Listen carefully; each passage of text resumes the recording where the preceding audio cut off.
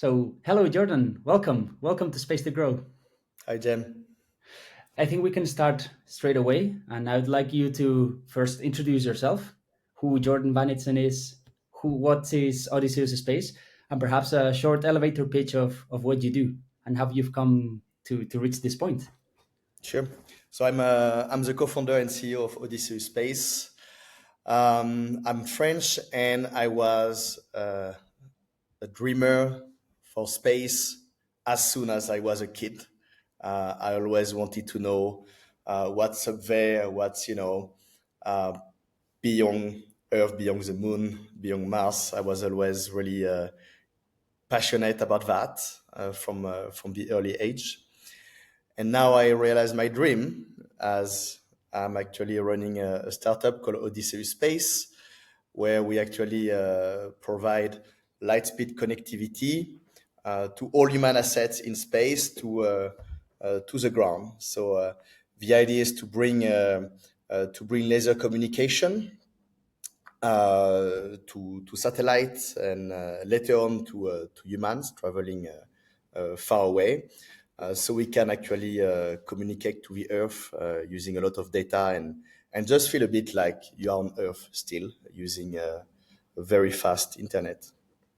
Okay. I think we're gonna dive a lot deeper into what laser communications are because I guess most of the audience know about traditional radio frequency communication, which is what's used now in the industry.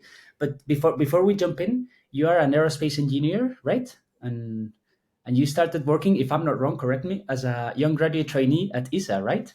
Yeah, that's That's correct. So I study aerospace engineering in Paris in a school called IPSA. I also did a double degree, a master's degree in aerospace in Taiwan, where I work on a small satellite called CubeSat there. And then I came back to Europe and I work at the European Space Agency as a YGT at ESTEC. And that was really a dream for me because I get to work hands-on on CubeSats, and I get to work also on the launch site in Kourou, so to do the integration of the first European CubeSat on the first Vega launch. So that was from 2010 to 2012. I learned a lot, yet I didn't want to go to a professional life directly right away. I wanted to push a bit more the research. So I actually started to work on a PhD then in 2012. I went to Taiwan for that. I went back. The reason is I was thinking that in Taiwan I could do the research with a PhD, but they also give me a lab work, so I could be a project manager and system engineer of several small satellite missions. So I could still keep doing the work also I enjoy, but at the same time, doing more of the research. amazing. And well, then we can. I don't want to jump right in, but Odysseus Space started in Taiwan, right? So there's a clear connection between you and Taiwan. I see. Well, there is Odysseus Space, you can say, started in Taiwan, but Odysseus Space, as it is today, and with the business model we have, actually started in Luxembourg. The only thing in common, is the name, basically.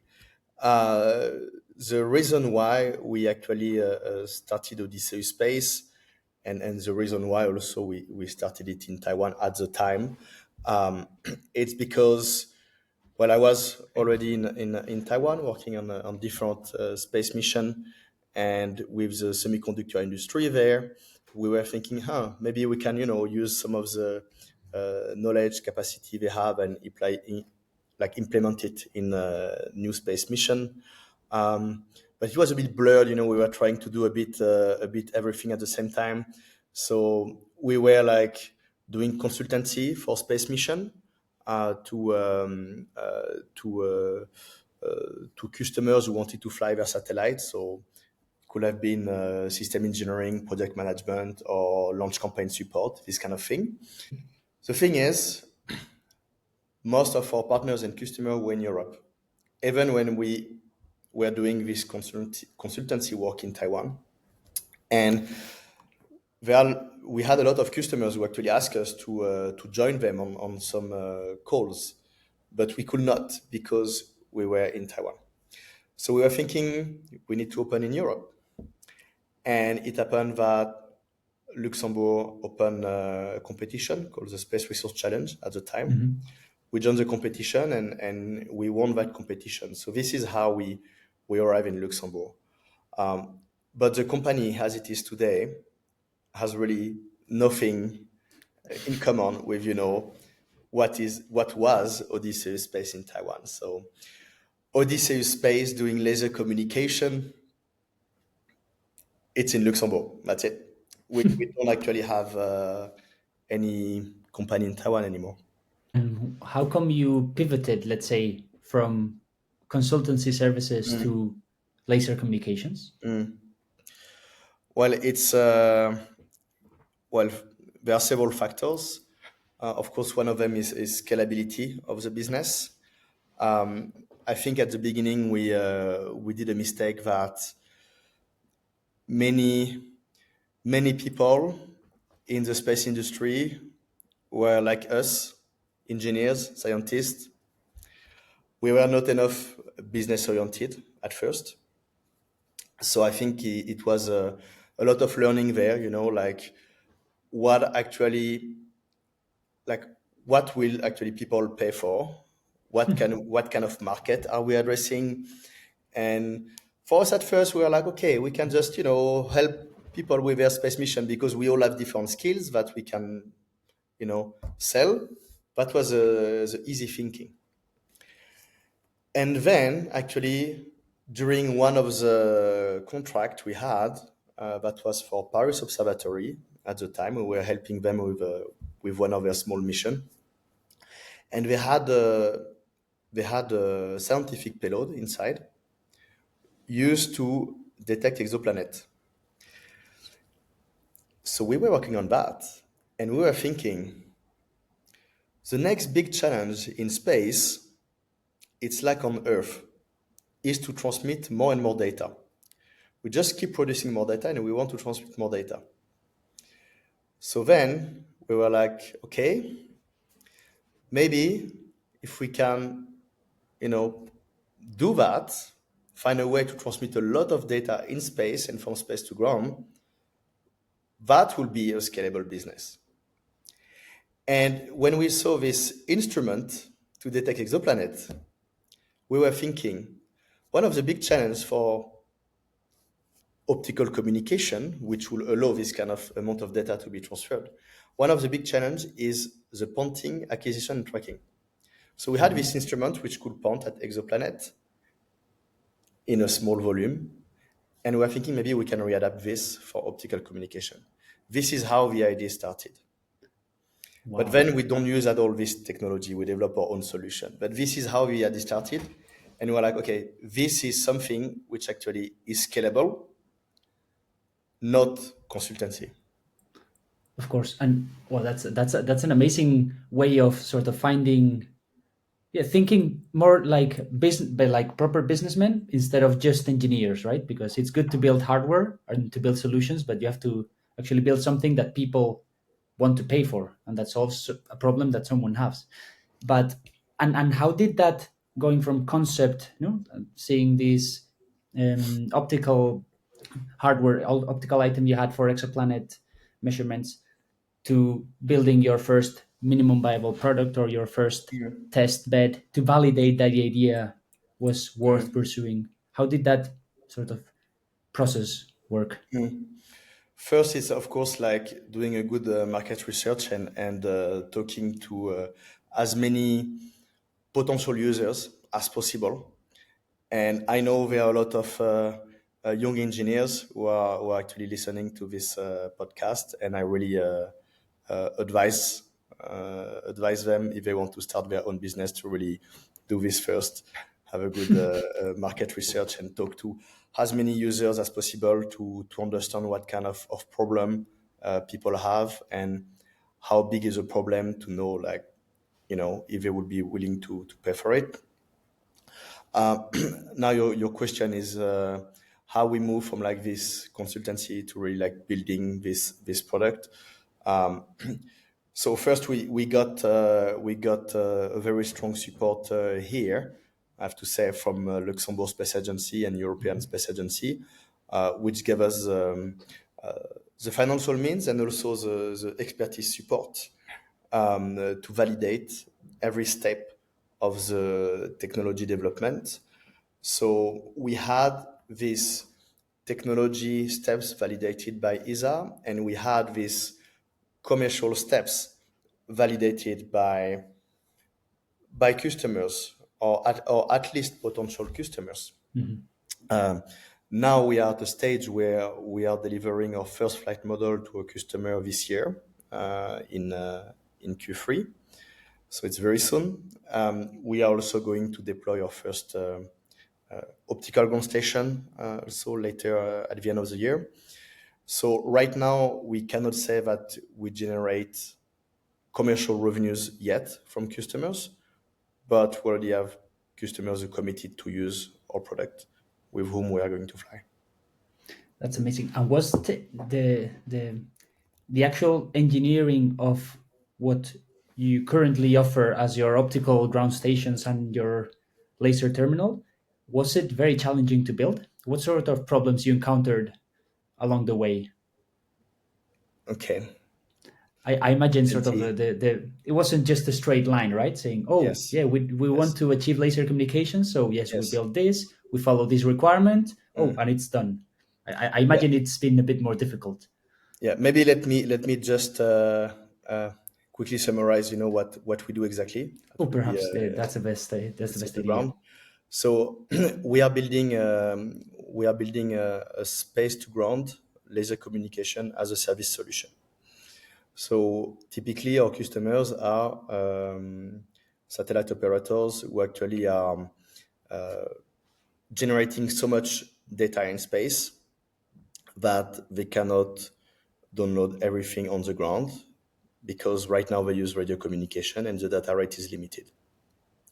So we bring a solution which is laser communication to do that. So it consists of laser communication terminal, which goes on board a satellite. And on the ground, we have our own optical ground station that we deploy as a network. And what we provide to customers is this hardware to put in their satellite, but also the data service of getting the data from their satellite to the ground. So we offer it as a package where customers subscribe and they get the hardware for zero upfront cost, and they get their data. Now you ask me what was difficult in the development of this solution. I will say it's hard to know where to start. Okay, so of course you have the, I will say, the technical challenge, because what we do, it's a high tech solution. You have a lot of technical challenge.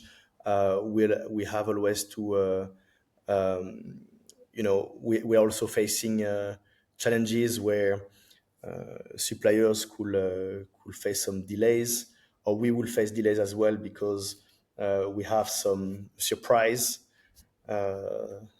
Most of the time, it's not good surprise that we have to solve, and this is really the technical challenge, like doing something new, something which was never done before, or something which was at least some of the part of the product have never been done before. So of course that come with a lot of challenges, but I'm very happy because we have a great team who is very efficient and collaborative, so we can always find ways to solve the problem, but it just can take more time than expected, and we even have the support from ESA.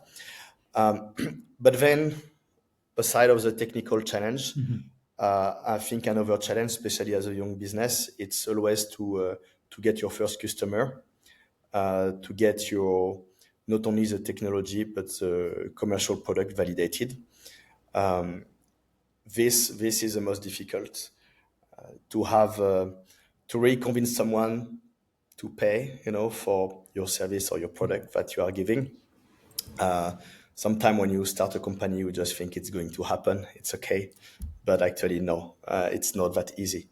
So you need to convince and get customers. I think that's a very big challenge. And I would say another challenge is psychological challenge. Human resources, like it can be like growing a team. It's difficult. Finding the right people to work also efficiently together. It's not easy. And even as a founder,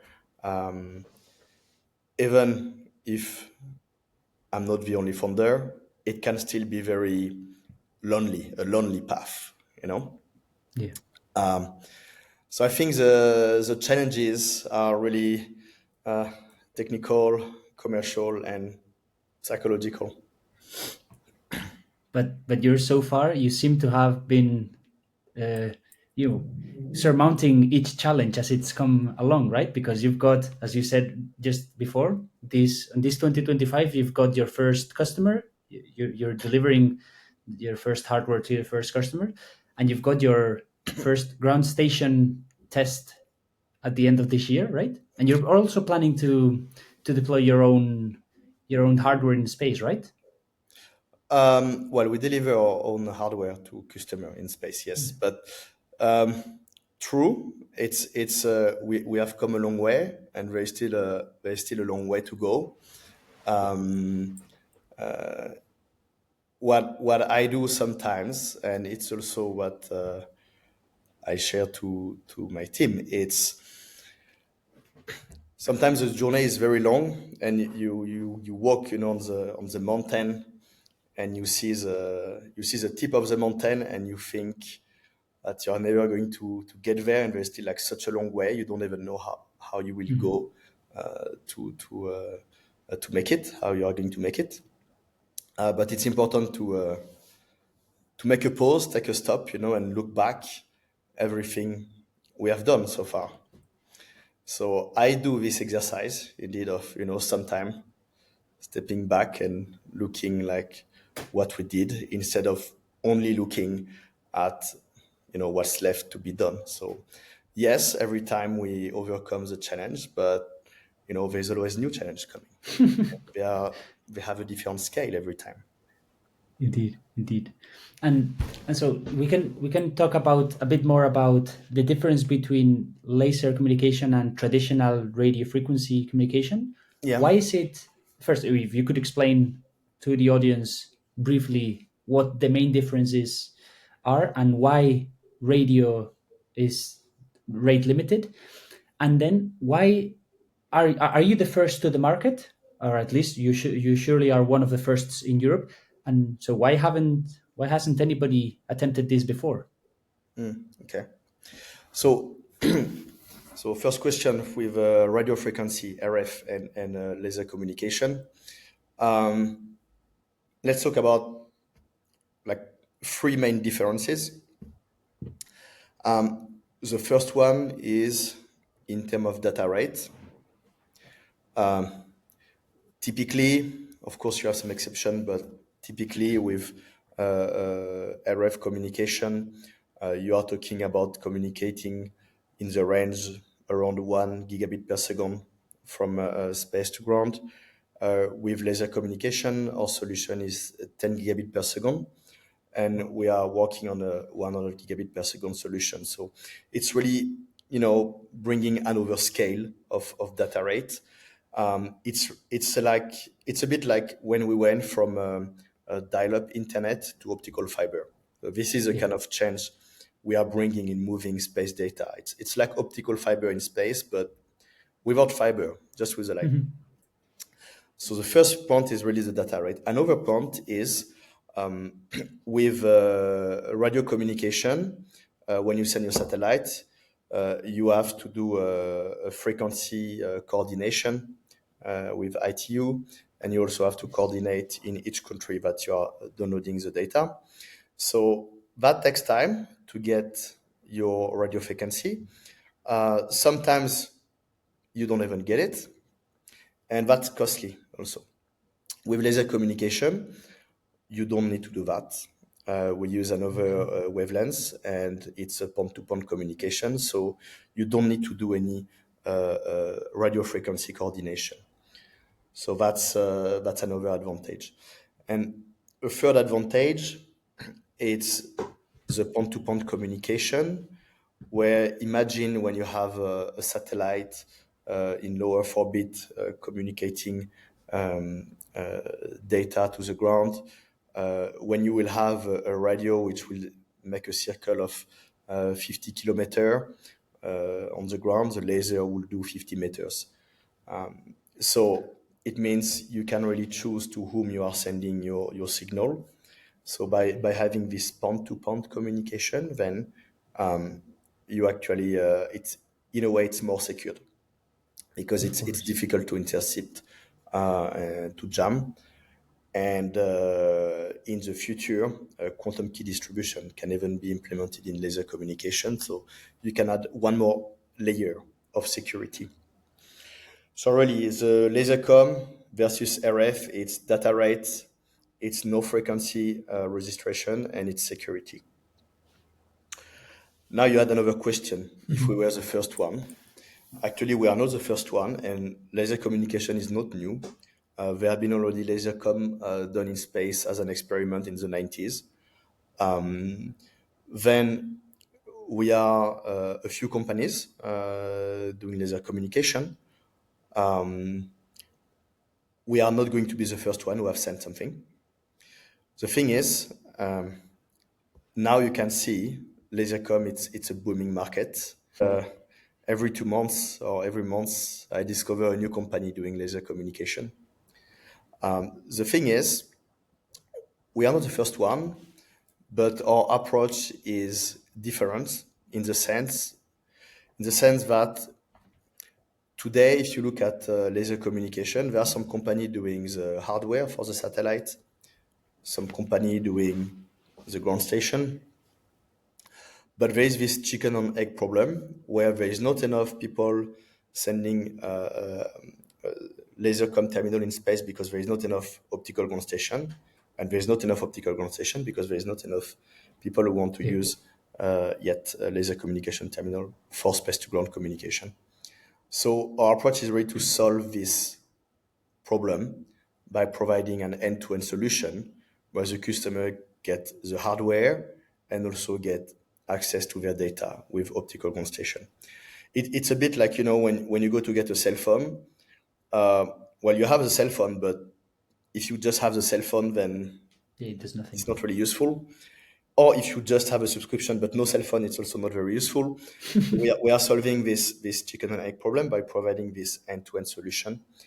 And our approach also is to focus in the short term to space to ground communication, which is not the biggest market. The biggest market is intersatellite link.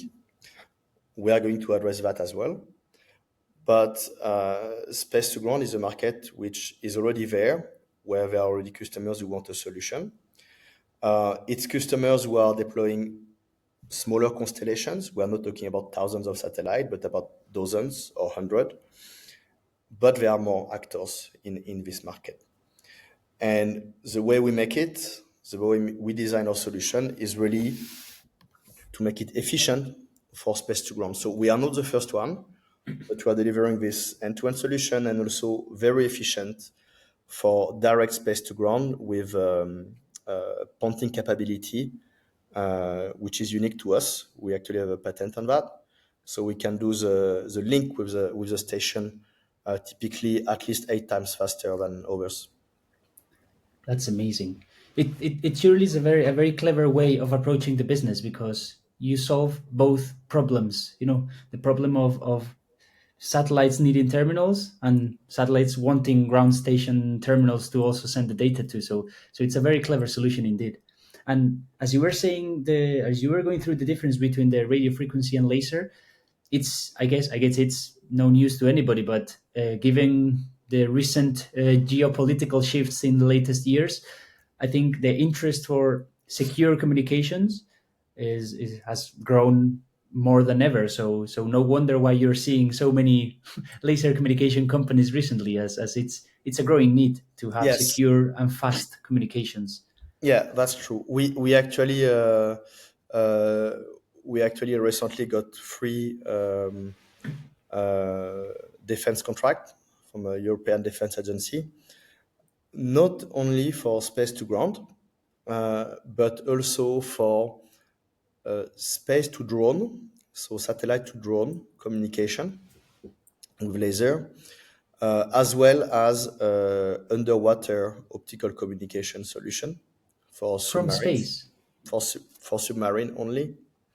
but from And then, space. Wow, that's amazing. not from space, Okay, but then you can imagine use cases okay. where you can actually, let's say, let's imagine you have a submarine who send a laser to a buoy, floating on the sea, which then send it to a satellite, and then you have just point-to-point communication, very difficult to detect and to intercept. And another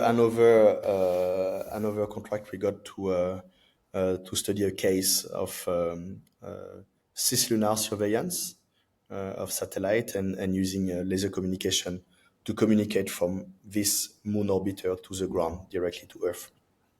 So there is more and more interest clearly on defense sides for laser communication, not only space, but also air, naval, ground.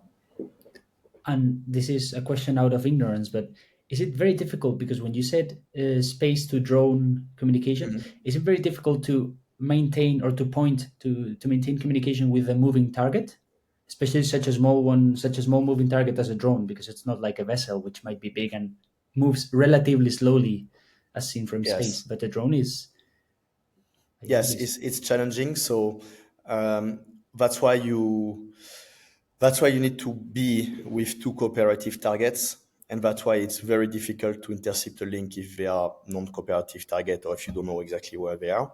So yes, the fact that you have one or even two targets which are moving at the same time make it challenging to do the pointing acquisition and tracking. But when you know actually where exactly are located each target and where they are going to be at T+1, there are still some methods we have developed to make the link efficient. So we actually have a way to also on our terminal, on the space terminal, to take care of the pointing acquisition and tracking. So we don't even ask the satellite to do it. We do it ourselves with on board the terminal, and we do it fast. That's a challenge. Yes. I guess it's part of what makes you unique, right? I imagine. Yes. But and how did you? So it's very interesting that you decide to offer the terminal as a plug and play um, item for the spacecraft, so that it doesn't Yeah. have, so that the manufacturer doesn't have to take into account any, it doesn't affect the original design. But how does that work? Because you have to certify, I know you have to certify the component for all the space environment, hardware, mechanical certification, thermal certification, Yes. radiation. Yes. So you have to consider all that in mind, so that you can just attach it to the spacecraft with no effort from the Well, from the company who's buying you. well, there is always some effort, like Of course. uh, when a company tells you our system is plug and play for your satellite, it's you have to think twice. It's not exactly plug and play, even though we try to make it as much as possible plug and play. So first, just to come back on our approach, you say, oh, we are doing this, like providing the hardware for free. I mean, with a commitment, but the idea here is really we try to reduce the cost and complexity of using laser communication, because right now laser communication is not widely used, but it could be, and it should be. The thing is, because there is some cost that Some companies cannot bear at first because it's still new. They don't want to make this investment upfront. And also there's this complexity of how, okay, I have this, but how does it work? Like I never use, laser com. I use RF, like I don't know how it works. So this is why we want to offer it as a package to really reduce this cost and complexity. Now, your question was on You have to certify. yeah, You have to. yes, we have to certify. So like any space product, of course we have to even though we use as much components of the shelf as possible, so we cannot use everything cut. And in any case, we go through radiation testing, vibration, thermal vacuum test. Of course, we have to do all these tests before we deliver the terminal.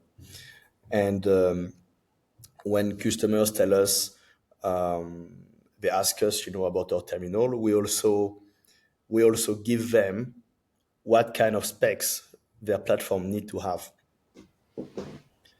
So, for example, for the ponting knowledge, there is a certain spec they need to have. So, we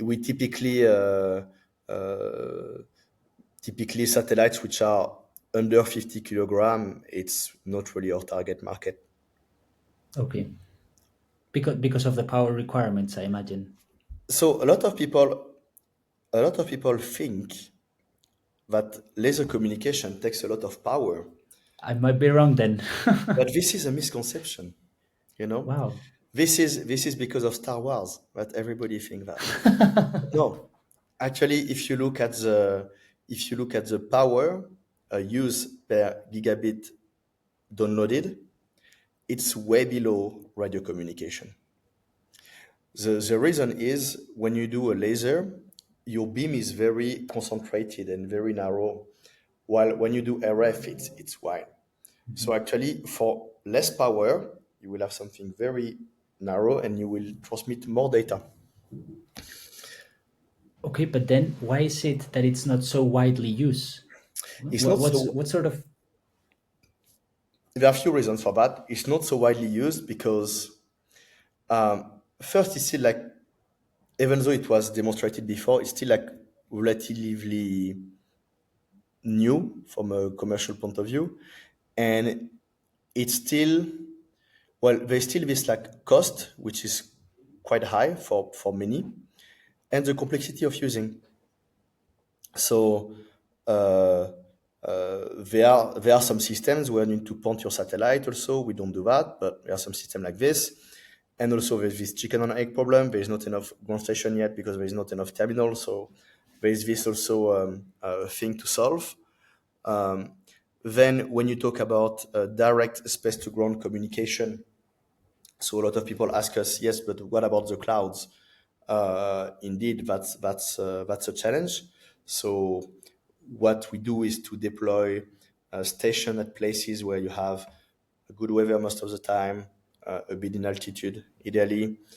So the idea is more about multiplying the site of ground station to give more downlink opportunity. So this is also a challenge, the clouds. So there are different things, but I would say mostly it's cost and perceived complexity of using lasercom. But Okay, this is changing. You will see if we talk again in even 1 year, you will see it's changing. I will take It's note already of that for happening. sure. Yeah, but Mm. yeah, as you were saying, of course, because the RF beam is a lot wider, you Yeah, don't have such strict pointing requirements or pointing needs. So the correct. spacecraft can just sort of guess where the antenna Yes, would be or the Earth is if it's in outer space, and sort of just throw the beam at it, the and the pointing is station easier. will Yes. keep it. Yeah. But of course, for other smaller missions or newer missions or less, let's say, budget constrained missions, Mhm. it might be too much complexity to ensure uh, the precise pointing capability, right? To Yeah, that's correct. That's one of the reasons. But also, right now, there is not enough infrastructure on the ground for optical. Of course, of course. But For you now, also mentioned that your terminal has some pointing yes. ability, so Yeah. that you don't have to get the spacecraft to Yeah. to change orientation? So when we talk to most of our customers are doing Earth observation. Okay. And when they do Earth observation, some of them they want to keep doing their mission during the communication or even soon before or after. The thing is that if you have to point your satellite and follow the ground station, then you cannot do your mission at the same time, or even a bit before and after, you cannot do it. You need to Mhm. reconfigure your satellite. What we do is to follow the station with our terminal by itself, so the satellite can still do something else at the same time. So Okay. this was the idea to reduce the constraint also of mission operations. Okay. And apart from clouds, it's just the weather. Why does the weather affect more laser communications than radio frequency communications? That's something I also don't know. So the radio really go through the cloud, and the laser, it's a beam, it's light, Of right? course. So when a light goes in the clouds, which are droplets of water, then you have scatterings, of the light like this. So that's a challenge. Okay. Okay. And To yeah, say of the course, least. the solution is just to multiply the ground station locations so Well, that not by necessarily. probability you'll have. There Yeah. are different ideas. This is our approach. It's to multiply uh, ground station and to still give enough downlink opportunity with to answer the needs of our customer. There are other approach where, for example, you can have adaptive optics on your optical ground station. So it means you are a bit less prone to Okay. weather disturbance. But then but then you are talking about optical ground station which are much bigger and way more expensive, like way more, and as well as potentially your space terminal also more expensive. So it means that other solutions exist, but we decided to go to the path where it will be less costly and actually to have more downlink opportunities. Okay. Yeah. And now that you mentioned the ground stations, I know you partnered. I think it was early last year. No, late last year with Leaf Space, right? To support in the deployment of your ground stations. Can you sort of talk a bit about that? And if not, how are you approaching the designing and the building of the ground stations? Like, where Yeah. do you deploy your ground station terminals? So the first one will be deployed in the Pyrenees in Spain. Then we are planning for a few more in the US, Australia, South Africa, Greece, a different location we are working on right now. Mhm. Um, every time, nice weather, a bit in Of course. altitude. The way we work, so yes, we have a partnership with Leaf, so we can the way we work with them, we actually deploy our station at some of their sites, but it is still our station, and we still manage our network. But we use some of their sites where they take care of providing the facilities, internet, electricity, all of that. We can also work jointly where they provide the RF, we provide optical, so we can still offer this backup option to customer, and then we share some of the revenues. This is the way we work with Leaf. We also announced last week another partnership with Comtech in South Korea, where they are also deploying their own optical ground station. Well, they purchase optical ground station that they are deploying. So we are going to include their optical ground station in our network and vice versa. So we can offer to them, because sometimes they need to download also for their own mission, to them or to their customers, we can offer them more downlink opportunities and have access to our offer, which is called Cyclops. Okay, I see. I see. Yeah, it's not all about doing it yourself, but you can also collaborate with existing players who some might consider direct competitors, but in Yeah. reality they don't necessarily need to be, or even if they are, you can Yeah. still collaborate, right, to Yeah, achieve your. it's like a cell phone. Like when you use your cell phone in your country, there is like several operators, Mhm. and antennas were built by different operators. But in the end, nowadays, there's still agreement between different operators, and you actually use, uh, like you don't even notice, you don't even Exactly. know that you don't know that you are changing operators because it's still the same operators written on your phone, but actually you are using infrastructure belonging to other companies, but you have one operator. So that's the same idea. Because in the end, I think what's important is for the customer to get their data. They don't care about the hardware. They don't care about the infrastructure. Like a company, they give you a modem, a router, like to put in your home, for internet. You don't Mhm. really care. Like they even Exactly. give it to you. They're like, take it, but sign a subscription and you get the internet. You want internet.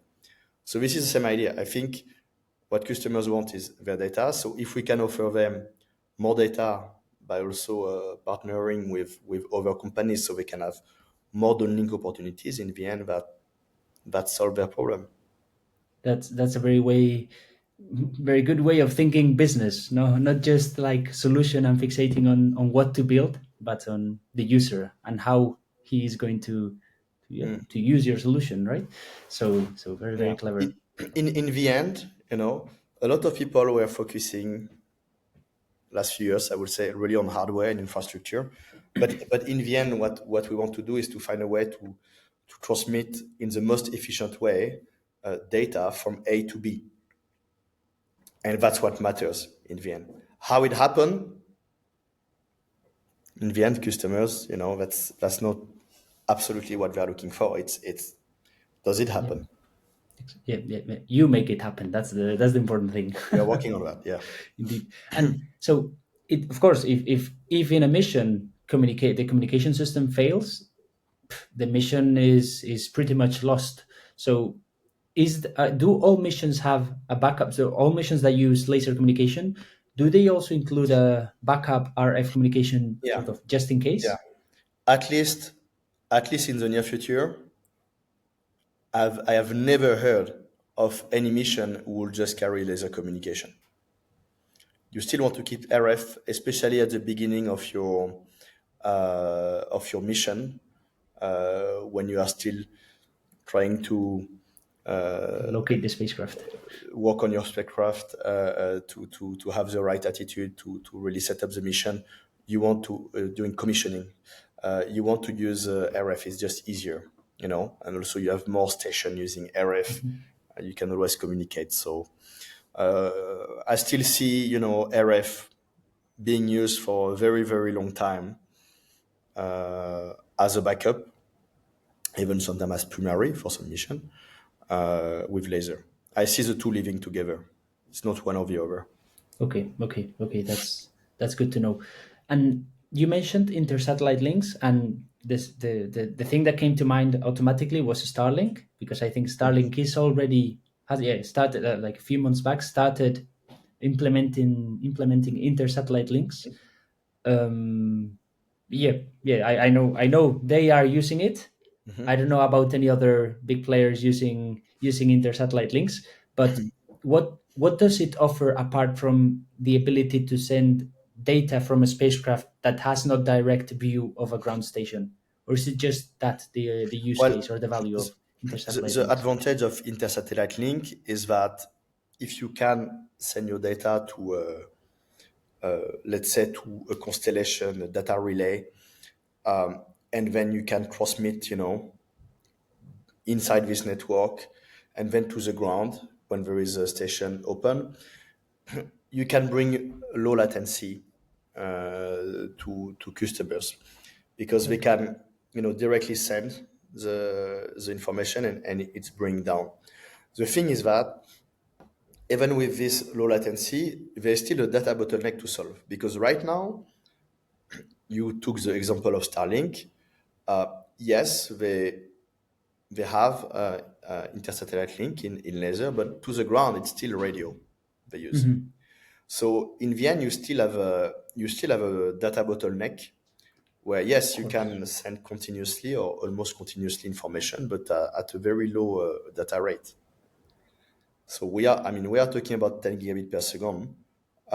Typically, intersatellite link that we know it's 2.5, and actually to bring to the ground, at best it's 1 gigabit per second, and with Starlink it's even much less.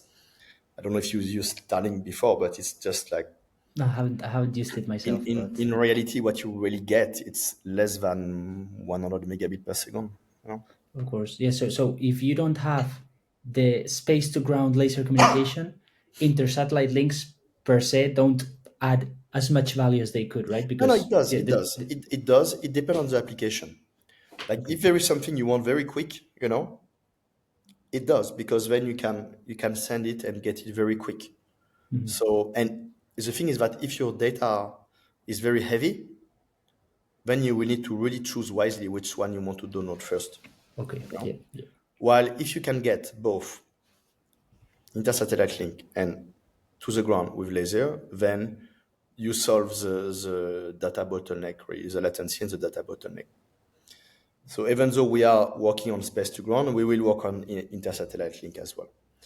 And we see, like, at least I see, at some point that there will be constellation which will be dense enough, and on the ground also a network of optical ground station dense enough where you could actually send your data to that constellation, and there will be always a satellite above another one.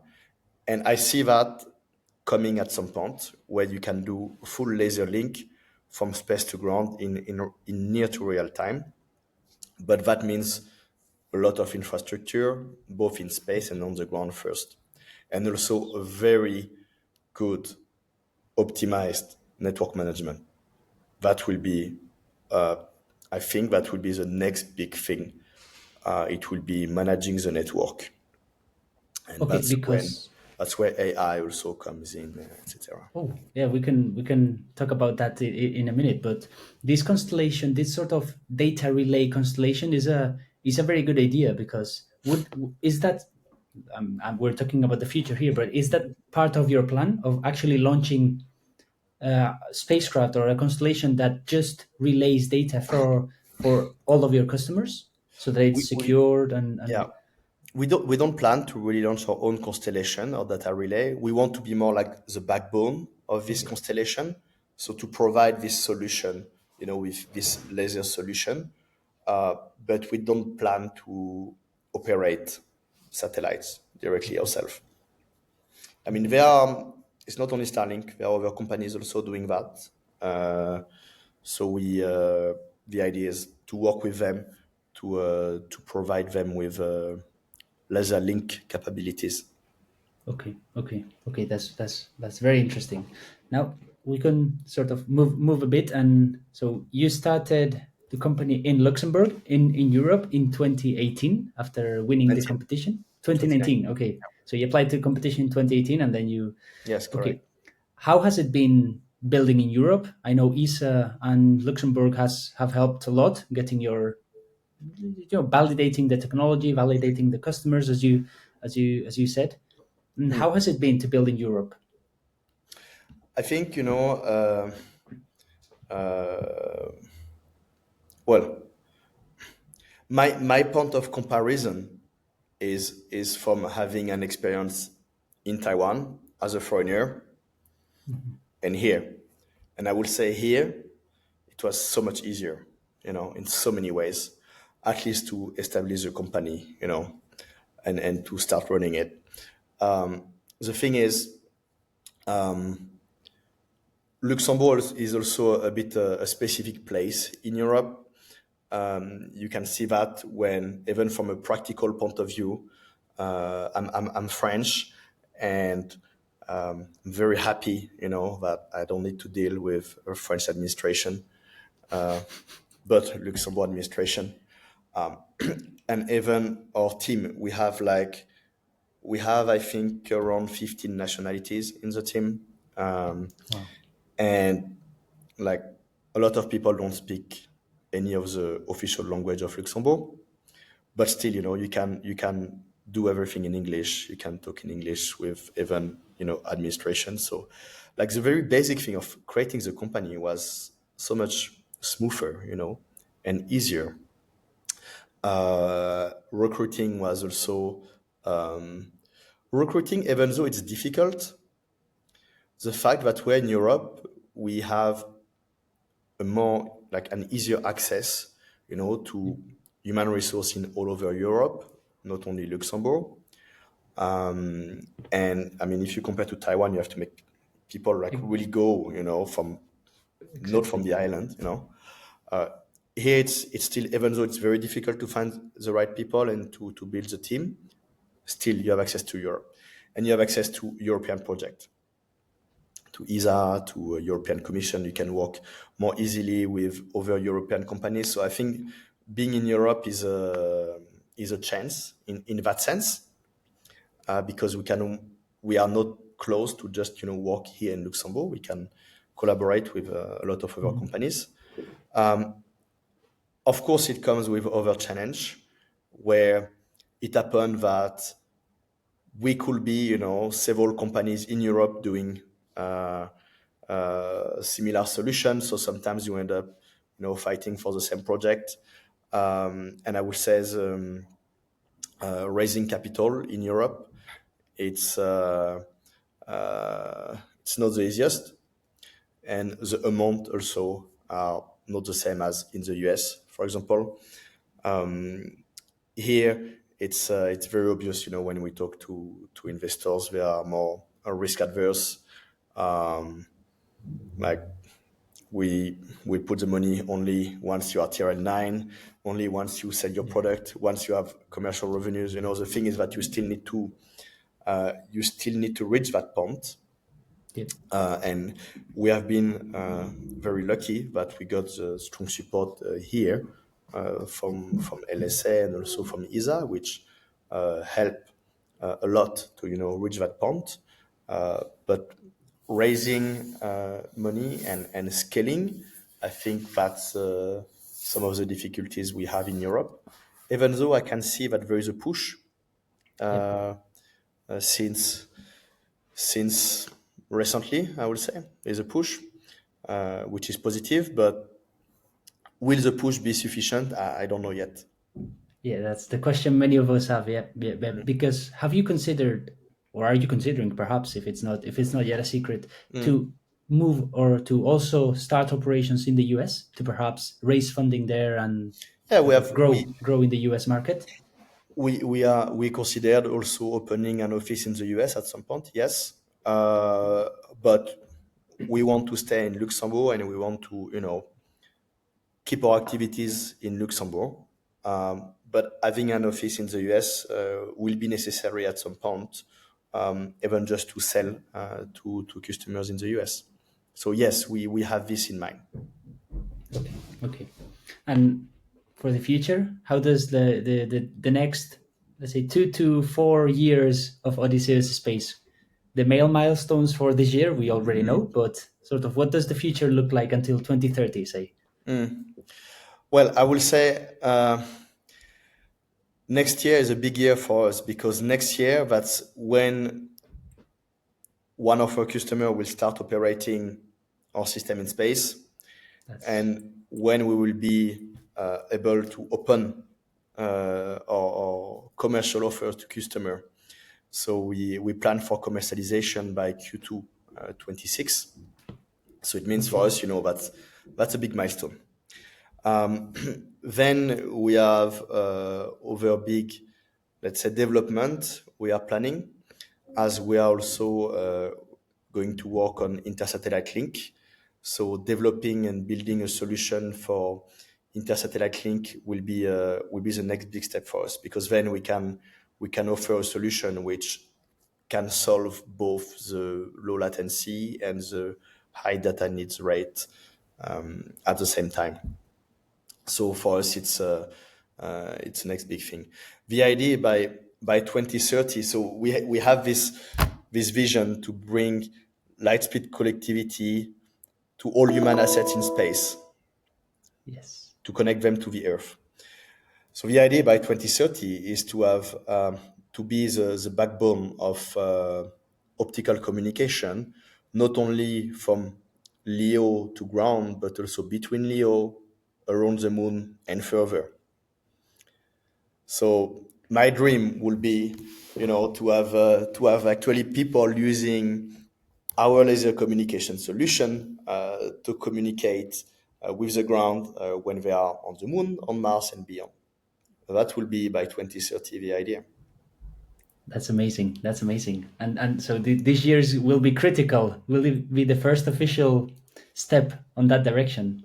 That's very good. Every year is critical. Every day is critical. Well, that's true. That you said that at the beginning, right? The every time you sort of solve a problem or overcome an obstacle, another one comes that it's bigger in magnitude because you've come to grow, right? Yes. Yeah, that can be challenging. Also, like, about this, how is it being, well, transitioning from doing your PhD, starting your consultancy company to becoming the CEO of a space startup and having Mhm. to hire people, delegate tasks, and sort of share your vision? Mhm. That must have been a quite a learning experience for you, right?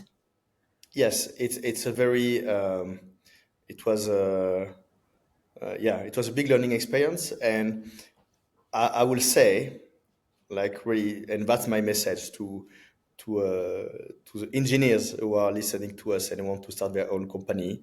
Um, I think really this switch of like being business oriented when you make a business, um, that's very important to have it very quick. Um, and I will say another thing, also I learned, which would have been to raise more capital earlier, to scale the company faster. I think that's another thing I learned. And another thing, which is very important, I will say from that time, is to always remember to not stay in your bubble, because when you whether what we do actually, whatever you do, whether it is like a PhD or running a company or whatever else, you can tend to quickly be just staying with people only doing space, or only doing the same thing as you, whatever you do actually. And I think like popping this bubble and going out and expanding the bubble, actually trying to meet as many people as possible from different fields, and learn from others, even if they are not doing space, they are doing something totally different. Just to learn from others is very important. So from early on, also getting to talk to people and getting the right advisors is very important. So yes, this learning was big. Even though during my PhD time and engineering time at ESA, I still got to manage teams and projects. So it was not purely, just Yeah, purely technical work still. science. But still, there's so many things that you learn on the way. And I would say sometimes the most challenging things are not always what you think. It's not always technical. You have also the human part, which actually is the core of everything. Indeed. Well, Jordan, thanks a lot. I think it's time to wrap up. But as the last question would be, where can the listeners learn more about Odysseus Space and your work? I guess your website, LinkedIn, but Sure. perhaps So, if you want to know more, you can follow us on LinkedIn. Check our website. We are also attending many events, so you can come to visit us. I'm not sure when will this podcast be released, but soon, typically soon. Paris Air Show, small sat events in US, in Europe, IIC, Paris, the World Satellite Business Week. I mean, we're All the big attending. You can events. follow us and come to meet us. Happy to have a chat.